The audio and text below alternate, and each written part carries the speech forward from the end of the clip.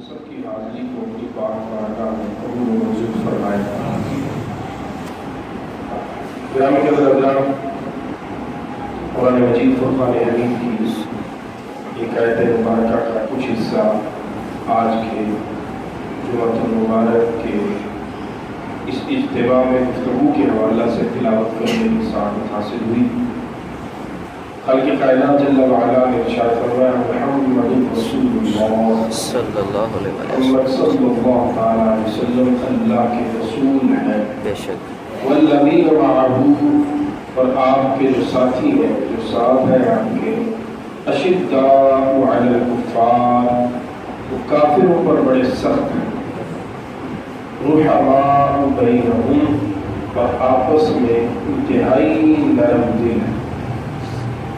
یہ صحابہ کرام کی اور پھر درجہ بدرجہ تمام مومنین کی صفت بیان ہو رہی ہے۔ صحابہ کرام میں ظاہر کمال درجے پہ تھی یہ چیز، آپس میں وہ انتہائی نرم تھے، شفیق تھے، مہربان تھے، لیکن جب کافر کے سامنے جاتے تھے تو وہ چاہے صدیق اکبر ہوں، چاہے پھر وہ جناب علی المرتضیٰ، فرق کوئی نہیں ہوتا۔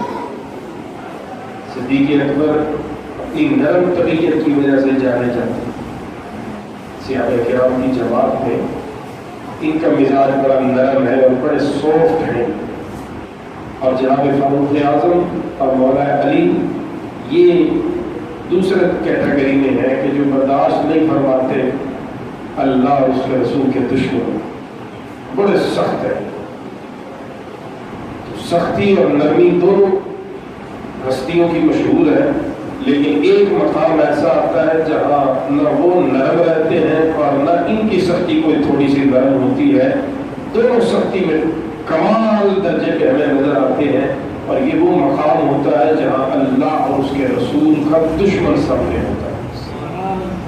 پھر حضرت صدیق اکبر بھی آپ کو سافٹ نہیں نظر آئے، پھر جناب صدیق اکبر آپ کو ایسے نظر آئیں گے کہ آپ کہیں گے کہ یہ تو شاید عمر سے بھی زیادہ سخت، عمر تھوڑا سا نرم ہے، یہ عمر سے بھی سخت ہے، کیونکہ بات رسول اللہ صلی اللہ علیہ وسلم کی ذات کی جہاں آتی ہے تو باقی ساری چیزیں پیچھے رہ جاتی۔ تو قرآن مجید نے یہ خوبی بیان کی صحابہ کرام کی جواب، آپس میں جب تمہیں انہیں دیکھو گے تو یہ تمہیں بڑی محبت کرتے نظر آئے، ایک دوسرے کا ادب، ایک دوسرے کا احترام، ایک دوسرے سے یہ لحاظ اور محبت میں نظر آئے۔ اشداء علی الکفار، کافروں کے سامنے تو انہیں اتنا سخت پاؤ گے، اتنا سخت پاؤ گے کہ تمہیں پھر یہ حیرانگی ہوگی کہ یار یہ تو بندہ ہی بڑا اور تھا، آج اس کو کیا ہو گیا ہے۔ تو وہ آج جو اس کو ہوا ہے وہ صرف یہ کہ جس ذات کے لیے وہ جیتے ہیں، جس ذات کے لیے وہ مرتے ہیں، وہ ذات رسول ہے، اور اس کی ایک رتی اور ذرے کے برابر بھی پیروی ان سے برداشت نہیں ہوتی۔ سبحان اللہ۔ اور دوسرے مقام پہ خالق کائنات نے پھر اور انداز میں اس کو بیان کیا، فرمایا ان الذین یبایعون انما یبایعون اللہ، بے شک وہ لوگ جنہوں نے آپ صلی اللہ علیہ وسلم کی بیعت کی، انہوں نے اللہ کی بیعت کی، اللہ اکبر، انہوں نے اللہ کی بیعت کی۔ اور یبایعون اللہ کے بعد فرمایا ید اللہ فوق ایدیہم، اور ان ہاتھوں پر اللہ کا دست قدرت ہے۔ اللہ اکبر، سبحان اللہ۔ فمن نکث فإنما ينکث علی نفسہ، اب جو اس بیعت میں کوئی آگے پیچھے کرتا ہے، کوتاہی کرتا ہے، تو وہ پھر اپنے نفس پہ پا لے گا۔ ومن اوفی بما عاہد علیہ اللہ، اور جو اپنے اس عہد کو وفا کرے گا اللہ کے ساتھ، اس کو اللہ پھر اجر عظیم عطا فرمائے، فَسَيُؤْتِيهِ أَجْرًا عَظِيمًا، پھر اللہ انہیں اجر عظیم عطا فرمائے۔ بے شک، لقد رضی اللہ عن المؤمنین اذ یبایعونک تحت الشجرۃ، اللہ، تاکید جنہوں نے آپ کے دستے شفقت پر بیعت کی درخت کے نیچے، رضی اللہ اللہ ان سے راضی ہو گیا ہے. سبحان اللہ. فعلم ما فی قلوبہم، کہ اللہ ان کے دلوں کو جانتا ہے. یہ بیعت وہ کسی دکھاوے، کسی غرض، کسی مقصد کے لیے نہیں کر رہے، صرف اور صرف اللہ اس کے رسول کی رضا کے لیے کر رہے ہیں. فانزل السکینۃ علیہم، ہم اپنوں کے دلوں پہ سکون نازل فرمائیں گے. نازل فرما دیا ہم نے سکون ان کے دلوں پہ. فَأَتَاهُمْ فَتْحًا قَرِيبًا، اور فتح مبین ان کو بالکل واضح سامنے قریب ہم نے دکھا دی. سبحان اللہ. ان دونوں آیات میں اللہ رب العزت جل وعلا نے، اور بہت سی دیگر آیات بھی پڑھی جا سکتی ہیں قرآن کریم کی، اللہ رب العزت جل وعلا نے جماعت صحابہ کی جو خوبی بیان کی ہے، جو کوالٹی سب سے زیادہ جس پر اللہ رب العزت جل وعلا نے زور دے کے بیان کیا ہے، وہ ہے رسول اللہ صلی اللہ علیہ وسلم کی اطاعت، اتباع اور وفا. سبحان اللہ. صحابہ کرام ان تمام معاملات میں ہمیں پوری امت سے، اور صرف اس امت سے نہیں، سابقہ ساری امتوں سے بھی ہمیں یہ جماعت سب سے اوپر نظر آتی. انہوں نے رسول اللہ صلی اللہ علیہ وسلم سے جو وفا کی، انہوں نے ذات رسول کا جس طرح ادب کیا، جس طرح انہوں نے احترام کیا، جس طرح منصب رسالت کے تقاضوں کو یہ سمجھے، اور پھر جس کمال پہ جا کر انہوں نے رسول اللہ صلی اللہ علیہ وسلم کی اطاعت و اتباع کی. آج جب بندہ پڑھتا ہے تو حیران رہ جاتا ہے کہ یہ کیسے لوگ تھے، یہ کتنے ستھرے اور کتنے عظیم لوگ تھے. ایک جنگ کے موقع پر 3 صحابہ اپنی سستی کی وجہ سے رہ گئے جنگ پہ، محاذ جنگ پہ جانا. بڑا طویل واقعہ ہے، میں صرف اشارہ کر کے آگے جاؤں. رسول اللہ صلی اللہ علیہ وسلم واپس تشریف لائے. اب جتنے رہ گئے تھے وہ سارے مسجد میں آ گئے. جو منافق تھے نا، انہوں نے باتیں لگانے شروع کر دیے، جھوٹ بولنے شروع کر دی. ایک نے کہا جی یہ مجبوری بن گئی، آپ نے فرمایا کوئی بات نہیں. دوسرے نے کہا یہ، وہ جھوٹ بولتے رہے. رسول اللہ صلی اللہ علیہ وسلم ان کے جھوٹ سن کے انہیں معافی دیتے. یہ جو 3 صحابی تھے نا، جو سچے کھڑے تھے، انہوں نے دل میں سوچا کہ جھوٹ بولیں گے تو پکڑے جائیں گے. رسول اللہ صلی اللہ علیہ وسلم کی بارگاہ میں جھوٹ بولے اور پکڑے نہ جائیں تو ممکن ہے. یہ صحابہ تھے. منافق اور تھے، انہوں نے بولے دبا کے جھوٹ، کیونکہ انہوں نے پتا سی نبی کو دیوار کے پیچھے دبے نہیں پڑتا. یہ منافق کی نشانی ہوتی ہے. اور صاحب ایمان جو ہوتا ہے اسے پتا ہوتا ہے کہ نبی تو دل کی باتیں بھی جانتے ہیں. تو اب آپ بارگاہ رسالت میں ہم نے جھوٹ بولا تو پکڑے جائیں گے. انہوں نے کہا کہ نہیں، جو مرضی ہو جائے کل سچ کریں. باری آئی، رسول اللہ صلی اللہ علیہ وسلم پوچھا، پہلے نے کہا جی کوئی وجہ نہیں تھی پیچھے میں، بالکل کوتاہی نہیں ہے. دوسرے نے بھی، تیسرے نے حکم چلتے رہے. آپ نے فرمایا کہ سارے صحابہ ان سے بائیکاٹ کر، اللہ کا حکم، ان کی بیویاں ان سے الگ ہو جائے. ایک زیادہ بوڑھے تھے، ان کی بیوی آ گئی تو آپ نے اس کو اجازت دے دی ساتھ رہے. باقی 2 صحابہ کی بیوی الگ ہو گئی اپنے شوہر سے، جو صبح شام ساتھ اٹھتے تھے، بیٹھتے تھے، کھاتے تھے. ان صحابہ نے سلام کے جواب دینے سے انکار کر دیا. یہ ان کو سلام کہتے ہیں، وہ منہ پھیر لیتے. یہ روتے سجدے میں جا کے، راتے جاگتے، دن کو اللہ کے حضور گھر میں باہر نہ نکلتے، پڑے رہتے کہ یا اللہ معافی کی کو صورت فرما دے. جرم کیا ہے؟ صرف ایک جنگ سے پیچھے رہ گئے. اور اسی جرم میں منافق اسی ماحول میں جی رہے، ان پر کوئی پابندی نہیں کیونکہ منافق ہے. یہ کھڑے تھے، اللہ نے آزمائش میں ڈالا، بائیکاٹ ہو گیا، سلام دعا سے گئے، بیویاں چھوڑ گئی، بڑی مشکل وقت آ گیا. ان میں سے ایک صحابی کہتے ہیں مجھے یہ عیسائی بادشاہ نے خط لکھا. خط میں یہ لکھا کہ اللہ نے تمہیں آزاد پیدا کیا، اس لیے تو پیدا نہیں کیا تم اس طرح غلامیاں کرتے پھرو اور تمہارے بائیکاٹ کر دیے جائے، تمہاری بیویاں تم سے جدا کر دی جائے اور تم اپنے علاقے میں اجنبی بن جاؤ، کوئی تم سے سلام کلام نہ کرے. میرے پاس آ جاؤ، بڑا کچھ دوں دوں گا. صحابی نے خط پڑھا تو دھاڑے مار کے رویا اور زبان سے جملہ یہ نکلا کہ یہ وقت بھی ہم پہ آنا تھا کہ اب غیر مسلم ہمیں لالچ دے کہ رسول اللہ صلی اللہ علیہ وسلم سے دور کرنا چاہیں. یہ وقت بھی ہم پر آنا تھا. اتنے سستے ریٹ لگنے تھے ہمارے. دھاڑے مار مار کے روئے, چیخیں نکل گئی, خط پھاڑ کے پھینک دیا. آنے والے کو کہا کہ اپنے بادشاہ کو جا کے کہہ دو کہ ہم رسول اللہ صلی اللہ علیہ وسلم کے ہاتھوں اپنا سب کچھ بیچ چکے ہیں. یہ تو کچھ بھی نہیں ہے, جسم کے ٹوٹے ٹوٹے بھی ہو جائے تو ہم پھر بھی رسول اللہ کے قدموں سے جڑے رہے. تم نے یہ کیسے سوچ لیا کہ ہم رسول اللہ صلی اللہ علیہ وسلم کو چھوڑ دیں؟ بڑا روئے. میں جو بات سمجھانا چاہ رہا ہوں مسلمانوں, آج کے ذرا سوچو کہ کہاں وہ لوگ جن پر اتنے سخت آزمائشیں آئیں انہوں نے اسلام سے منہ نہیں موڑا. انہوں نے ذات رسول سے اپنے تعلق کو اگر کسی نے کمزور سمجھا تو اس پر بھی ہوئے کہ کسی نے کمزور کیوں سمجھا.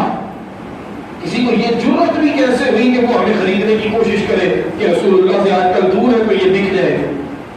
وہ اس بات پہ روتے تھے.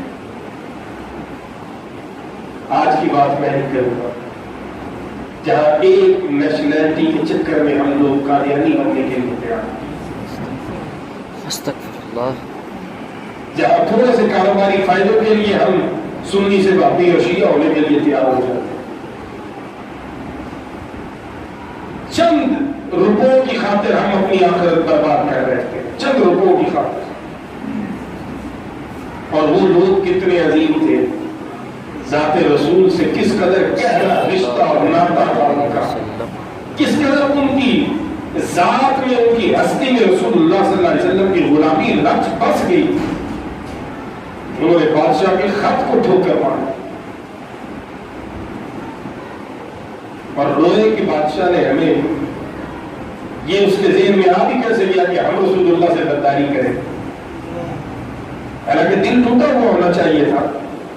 اتنی بڑی غلطی تو نہیں ہے نا جنگ میں جانے سے رہ گئے, اور اس پہ اتنی بڑی سزا کہ اپنی دوست سلام دعا نہ کریں, بیوی الگ کر دی جائے. تو بہت سخت ماحول ہے. ایک بندہ, میں یہاں آتا ہوں, آپ محبت کرتے ہیں, اگلے جمعے پہ آپ کو سلام بھی نہ کریں, میری طرف دیکھے بھی نہ, اور مجھے ممبر بھی دکھ کر بیٹھتے تھے. کیا گزرے گی میرے کو, یار پچھلے جمعے میں آیا تھا, یہ اٹھ کے ملے تھے, یہ محبت کی تھی, اور آج یہ آنکھیں انہوں نے بدل لی. وہ صحابہ کی جواب. اچھا وقت ٹل گیا, مختصر کیا, پھر اللہ کی طرف سے معافی کا حکم آ گیا. پھر وہ صحابہ جو دوست تھے نا, جو منہ پھیرا کرتے تھے, وہ دونوں آوازیں لگاتے ہوئے مبارک ہو مبارک ہو, اور جا کے گلے لگ کے روئے اور کہا کہ دل ہمارا بھی دکھتا تھا لیکن حکم رسول تھا اس لیے تم سے منہ پھیرا کرتے. لیکن ہم بھی راتوں کو جاگ جاگ کے رب سے دعائیں ضرور کیا کرتے تھے کہ یا اللہ ہمارے دوستوں کو معاف فرما. لیکن حکم رسول تھا.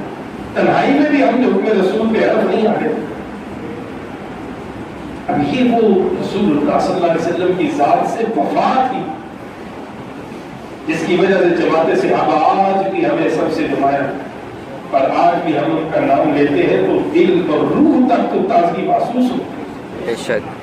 صدیق اکبر کا نام صرف زبان پہ نہیں آتا, یہ ہماری روح کو بھی تازہ کر جاتا ہے. الحمدللہ. مولا علی کا ذکر جب زبان پہ آتا ہے تو روح تو ستھری ہوتی ہے, دل جو ہے وہ بھی عرش معلیٰ بن جاتا ہے. یہ ان ہستیوں کا رسول اللہ صلی اللہ علیہ وسلم کے ساتھ وہ وفا کا تعلق تھا جو ٹوٹا نہیں ہے. اور پھر جب ہم آگے بڑھتے ہیں, ہم دیکھتے ہیں تو حیران رہ جاتے ہیں. ایک صحابی بارگاہ رسالت میں حاضر ہوئے, ان کے ہاتھ میں سونے کی انگوٹھی تھی. رسول اللہ صلی اللہ علیہ وسلم نے ناراضگی کا اظہار فرمایا, انگوٹھی اتار کے پھینک. اور میں کیا ہو گیا, تم آپ کے گولے ہاتھ میں لیے پھرتے. اس کے بعد آپ صلی اللہ علیہ وسلم تشریف لے گئے. جب چلے گئے نا تو باقی صحابہ نے کہا کہ انگوٹھی اٹھا لے, بیچ دے. پہننے سے منع فرمایا, کریمہ بیچ دے, पैसा मिलेगा काम में ले आना। सहाबी ने कहा अल्लाह की कसम मैं अब इस अंगूठी को नहीं उठाऊंगा जिसको मेरे नबी ने फेंक दिया, मैं नहीं उठाऊंगा। ये किसी मेले से लिया हुआ लोहे का छल्ला नहीं है 5-10 रुपए का, ये सोने की अंगूठी की बात हो। और रसूलुल्लाह सल्लल्लाहु अलैहि वसल्लम ने मना नहीं फरमाया कि तुम इसको ले नहीं सकते, बेच नहीं सकते, सिर्फ पहनने से मना फरमाया है। लेकिन उस सहाबी ने कहा मेरी तो मोहब्बत गवाही नहीं करती कि जिसको मेरे नबी ने फेंक दिया हो मैं दोबारा उसे उठा लूं। और आज हम किसी को कहे भाई छल्ला उतार दो, मौलवी पागल है, छल्ले लौट दो, ऐसा सोने की चैन लेके गले खोल के फिर रही है ये कौन, और समझती है कोई बड़ा काबिल फख्र काम। और भाई ये बीवियां पहना करती थी जेवर किसी दौर में, आज बीवियों ने छोड़ दिया तो इसका मतलब ये नहीं कि मुसलमान मर्द पहनना शुरू कर दे। मर्द का क्या काम है सोने से? रसूलुल्लाह सल्लल्लाहु अलैहि वसल्लम ने फेंकी, सहाबी ने कहा जिसको मेरे नबी ने फेंक दिया अब मैं उठाऊं ये हो ही नहीं सकता। ये उनका ताल्लुक था ज़ात रसूल सल्लल्लाहु अलैहि वसल्लम। फिर एक सहाबी है हज़रत मिक़दाद उनका नाम है, और हज़रत अब्दुल्लाह इब्न मसूद इसके रावी। वो कहते हैं कि रसूलुल्लाह सल्लल्लाहु अलैहि वसल्लम की बारगाह में एक वक्त ऐसा आया हज़रत मिक़दाद पे, वो मंजर ऐसा था कि मैं अल्लाह के हुजूर, ये उस वक्त भी मैंने कहा और आज भी कहता हूं, काश मिक़दाद की जगह मैं हूं, काश मिक़दाद की जगह मैं हूं। यानी वो इतना कमाल का मंजर, क्या मंजर था। अब्दुल्लाह इब्न मसूद कहते हैं रज़ियल्लाहु ताला अन्हु कि हुजूर सल्लल्लाहु अलैहि वसल्लम की बारगाह में मिक़दाद हाजिर थे और उन्होंने बहादुर शख्स थे, बड़े रसूलुल्लाह सल्लल्लाहु अलैहि वसल्लम की बारगाह में बात चल रही थी कुछ जान के जाने के लिए। उन्होंने अर्ज़ किया रसूलुल्लाह सल्लल्लाहु अलैहि वसल्लम आपको खुशखबरी हो, खुदा की कसम हम आपको कभी इस तरह नहीं कहेंगे जिस तरह बनी इसराइल ने हज़रत मूसा से कहा। यानी आप और आपका रब जाके लड़े, हम तो अपने घरों में बैठे हैं, हमें कोई जरूरत नहीं, आपको हम कभी ये जुमला नहीं करेंगे। उस जात की कसम जिसके कब्ज़े कुदरत में हमारी जान है, जिसने आपको हक के साथ मबूस किया है, जब हम जिहाद में निकलेंगे तो हम आपके सामने होंगे, यानी आपसे आगे होंगे। हम आपकी दाईं तरफ भी लड़ेंगे, हम आपकी बाईं तरफ भी लड़ेंगे, हम आपके पीछे भी, चारों तरफ हम आप पर जाने निछावर कर रहे हो। हम अपने सर धड़ की बाज़ियां लगा रहे हो। और फिर सहाबा ने ये जुमला नहीं बोला बल्कि कई मौकों पर जंग में साबित भी किया। सहाबा किराम ने अपने सीनों की ढालें बना दी हुजूर सल्लल्लाहु अलैहि वसल्लम के सामने। मैं जुमला समझा नहीं पाया, मैंने कहा क्या है, शायद तीर आ रहे हैं सामने से और सहाबा किराम के पास रोकने के लिए लोहे की ढाल नहीं है। सहाबा किराम अपनी छातियां खोल के खड़े हो, तीर आ रहे हैं, छातियों में लग रहे हैं, सहाबा डट के खड़े हैं और रसूलुल्लाह सल्लल्लाहु अलैहि वसल्लम की हिफाजत इस शान से कर रहे हैं। ये तारीख इंसानी में नहीं मिल सकती।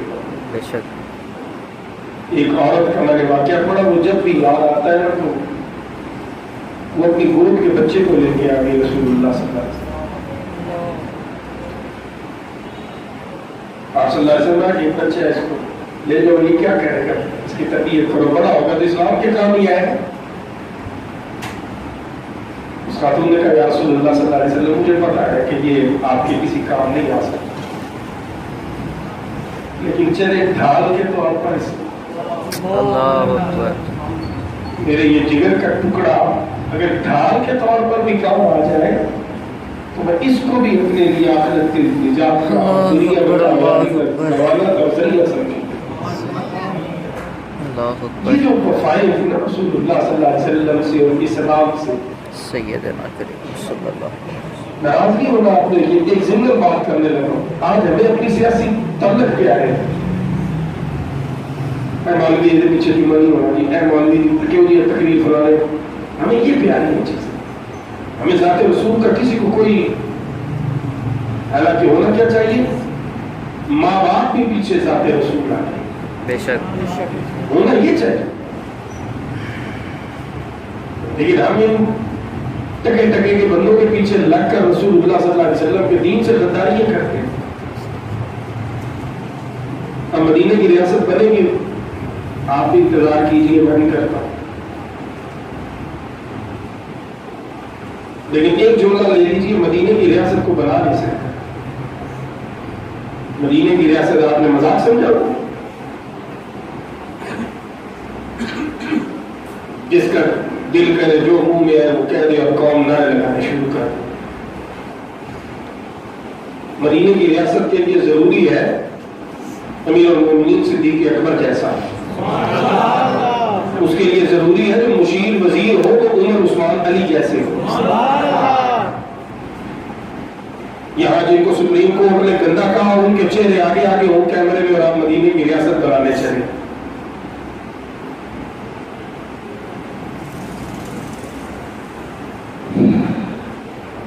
انہوں نے کہا کہ اللہ کی قسم, ہم آپ کے آگے بھی لڑیں گے, آپ کے دائیں بھی لڑیں گے, آپ کے بائیں بھی لڑیں گے, آپ کے پیچھے بھی لڑیں گے, ہم آپ کو اکیلا نہیں چھوڑیں گے. عبداللہ ابن مسعود کہتے ہیں یہ جملے نکلے جب ان کی زبان سے تو نبی پاک صلی اللہ علیہ وسلم کا چہرہ چمک اٹھا. انتہا درجے پہ خوش ہوئے, اور میں آج تک کہتا ہوں کاش مقداد کی جگہ میں عبداللہ ابن مسعود یہ جملے بولتے. اور میں پھر رپیٹ کروں گا کہ رسول اللہ صلی اللہ علیہ وسلم کے ان صحابہ نے صرف زبان سے یہ کہا نہیں, کہنے کو تو میں بھی کہتا ہوں, آپ بھی کہتے ہیں. فرق کیا ہے؟ فرق یہ انہوں نے کر کے دکھایا. رسول میں جو نہیں بولے, جو چپ ہے, ناراض ہے, ان سے تھوڑی حکومت پڑ گئی, اور پھر خوش ہو. غلامی رسول میں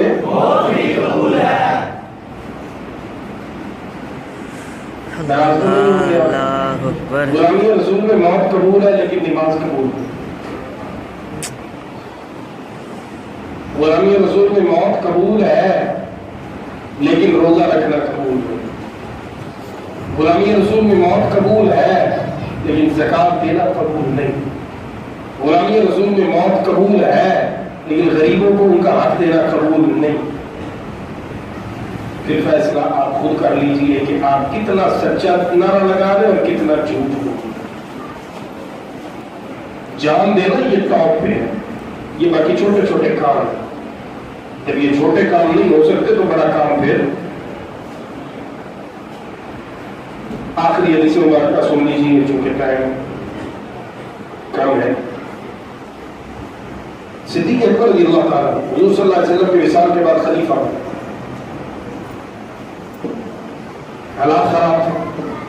ایک طرف مسلمہ بن کذاب, اس سے مسلمان ختم نبوت کے معاملے میں جنگ کر رہے. دوسری طرف جو اسلام مخالف قوتیں تھیں, انہوں نے جب دیکھا کہ مسلمانوں کو اس وقت پریشانی کا ایک وقت ہے, رسول اللہ صلی اللہ علیہ وسلم کا دنیا سے ظاہری پردہ فرما جانا یہ بہت بڑا سانحہ. ایک صحابی کو اپنے کھیت میں تھے, چھوٹا سا بیٹا تھا, دوڑتا دوڑتا ہے, اور کہا ابا جی رسول اللہ صلی اللہ علیہ وسلم دنیا سے پردہ فرما. اچھا, اس پردے کے لفظ پہ بھی نا بڑے کو تکلیف ہے. سوشل میڈیا پہ بڑے بڑے ملا بڑا بڑا کچھ آپ کو فرماتے ہوئے ملیں گے. یہ کہتے ہیں کہ پردہ فرما, یہ نہیں کہتے مر گئے معاذ اللہ پردہ فرما. یہ پردہ کیا ہوتا ہے؟ میں نے کہا یہ پردہ یہ ہوتا ہے کہ جس کی وجہ سے بندہ دیکھ نہیں پاتا کہ پیچھے ہو کیا رہا, یہ ہوتا ہے پردہ. اور میں نے جو ہم کہتے ہیں نا پردہ فرما, وہ ہم کہتے ہیں اپنے جیسوں کے لیے, کیونکہ ہماری آنکھیں جو ہے وہ اتنی کمزور ہے کہ ہماری آنکھوں کے سامنے پردہ پڑ جاتا ہے، ہمیں پردے کے پار نظر نہیں آتا، ورنہ صدیق و عمر و عثمان و علی کو تو اس وقت بھی پردے کے پار نظر آتا تھا، اور داتا اور بابا فرید کو آج بھی نظر آتا ہے۔ پردہ یہ ہمارے لیے ہے، رسول اللہ تو آج بھی موجود ہے، یہ ہماری تقریر ہے پوری۔ رسول اللہ صلی اللہ علیہ وسلم تو آج بھی موجود ہے، بے شک ہم نہیں دیکھ پا رہے، پردہ پڑ گیا، علی بھی نہیں سمجھ آیا، میں کہ چل پھر سوکھا کر کے سمجھا دینے ہیں، آسان کر کے سمجھا دیتے ہیں۔ میں نے کہا مجھے بتا، ہجرت کی رات رسول اللہ صلی اللہ علیہ وسلم جب اپنے گھر سے باہر تشریف لائے تو وہ جو لوگ ہاتھوں میں تلواریں لیے کھڑے تھے، ان کے سامنے سے میرے نبی گزرے صلی اللہ علیہ وسلم، ان کو نظر آئے نہیں؟ نظر آئے؟ سبحان اللہ، حالانکہ ان کے اور جسم سے گزرے، یعنی کو روح کو تصویر تو نہیں نہ گزری آپ کی، آپ صلی اللہ علیہ وسلم خود تشریف لے کے گئے، تلواریں لے کے کھڑے تھے، کتنا فاصلہ ہوگا جب نبی گزرے ان کو نظر ہی نہیں ہے، ایسے ہی ہے نا۔ میں کہ سونے پھر تو اللہ کی نسل چھوڑا ہوں، تیرے بڑھیا نے سامنے رکھ کے ہم نظر نہیں آئے تو پھر تیروں کتوں نظر آ رہے ہیں، اور ہمارے بڑوں کو کل بھی نظر آتے تھے، آج بھی نظر آتے ہیں۔ آپ کی سبحان اللہ بڑی کمزور ہو، جس کا ایمان ہے کہ رسول اللہ صلی اللہ علیہ وسلم آج بھی موجود ہے، وہ ذرا محبت چکے سبحان اللہ۔ رسول اللہ صلی اللہ علیہ وسلم کے بغیر تو نظام ہی کوئی نہیں، موت آئی ہے، موت کا انکار نہیں، لیکن دو باتیں یاد رکھا کریں، ایک تو جو موت آئی ہے اس میں اور ہماری موت میں زمین آسمان کا فرق ہے۔ بے شک ہم سے موت کبھی پوچھ کے نہیں آتی، ہم سے کبھی موت آنے کے لیے اجازت نہیں مانگتی، کبھی ایسا نہیں ہوگا مولوی صاحب کا دروازہ کھڑ کے مولوی صاحب کی تھی جا کے کھولے، پھر دروازے سے جڑا کھلوتا ہوئے جا کے تھیوں کے جا کے بعد ان کو وہ اجازت ہوئے تھے اندر آوا، ابا جی نے آ کے تھی دسے دے، ابا جی کہہ رہا ہو رہا ہے تو موت کا فرشتے، یہ کہیں اور نہیں ملے گا آپ کو، یہ صرف ایک ہی در ہے جس پہ دستک دے کے اندر آتا ہے اسرائیل بھی، یہ کوئی اور در نہیں، یہ میرے اور آپ کے نبی کا در ہے۔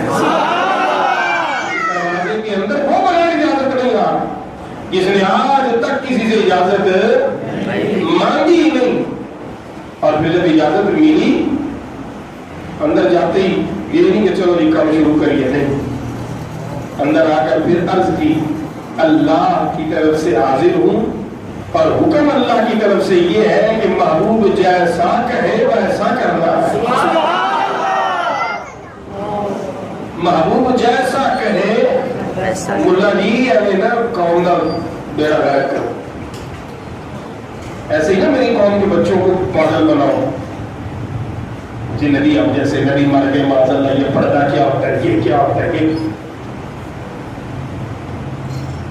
اپنے نبی کے بارے میں نہیں، اپنے باپ کے بارے میں بندہ یہ جملہ نہیں بولتا میں کیوں مر گیا، ابا جی وفات پا گئے، ابا جی انتقال کر گئے، اپنی باری آؤ ابا جی، اما جی، چاچا جی، خالہ جی، نانا جی، دادا جی، اور جب نبی کی باری نبی مر گیا، اعوذ باللہ، تیری بازاری زبان پر 3 حرف بھی بھیجوں تو کم ہے، لیکن آپ سمجھ رہے بات کو کہ اجازتیں مانگی جا رہی، پہلی اجازت دروازے سے انٹرس کے بعد پھر بارگاہ رسالت میں ہاتھ باندھ کے کھڑا ہے، یا رسول اللہ صلی اللہ علیہ وسلم آپ کے بارے میں حکم اور ہے، اور حکم یہ تھا کہ نبی کی خدمت میں سلام عرض کر دینا، اور اس کی خدمت میں عرض کرنا کہ جیسے آپ کی مرضی۔ سبحان اللہ۔ اچھا، اس سے پہلے جمعہ کا خطبہ ارشاد فرما رہے رسول اللہ صلی اللہ علیہ وسلم، اس سے پہلے، اور دوران خطاب آپ نے فرمایا کہ اللہ نے ایک بندے کو اختیار دیا ہے، چاہے وہ دنیا میں رہے چاہے وہ اپنے رب کے حضور آئے۔ صدیق اکبر رونے لگے، صحابہ کو اجازت کو دینے لگے، ابو بکر کی پڑھے، خیر جمعہ ختم ہوا، صحابہ نے کیا آئی، ابو بکر بتاؤ تو صحیح یار، رسول اللہ صلی اللہ علیہ وسلم نے ایک بندے کی بات کی، اللہ نے ایک بندے کو اختیار دیا دنیا میں رہے اللہ کو، تو آپ رونے لگے، اس میں رونے والی کیا بات؟ فرمایا وہ بندہ کوئی اور ہو ہی نہیں سکتا، رب کسی اور کو اختیار دے یہ ممکن ہی نہیں ہے. تمہیں سمجھ نہیں آئی کہ نبی صلی اللہ علیہ وسلم نے فرمایا کیا ہے؟ تو کہ بتاؤ پھر آپ یہ پردہ اٹھاؤ. انہوں نے کہا دنیا میں کوئی اور بندہ میں مان ہی نہیں سکتا اس درجے پہ ہو کہ اللہ اس کو کہے تجھے تیری مرضی آنا ہے تو آ جا, رہنا ہے تو رہ جا.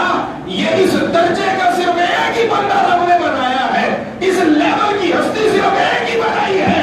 اور پاگلو میرا نبی کسی اور کی نہیں خود اپنی ذات کی بات کر رہا ہے. مگر رویا اس بات پہ تھا کہ میرے نبی کا اگلا جملہ یہ تھا اللہ نے اختیار دیا یہاں رہ جاؤ یا میرے پاس آ جاؤ, اور اس بندے نے اپنے رب کے حضور جانا پسند فرما لیا. اس بات پہ رویا تھا کہ اب نبی صلی اللہ علیہ وسلم کا یہ ظاہری ہم سے جو ہم میں رہنے کا ٹائم ہے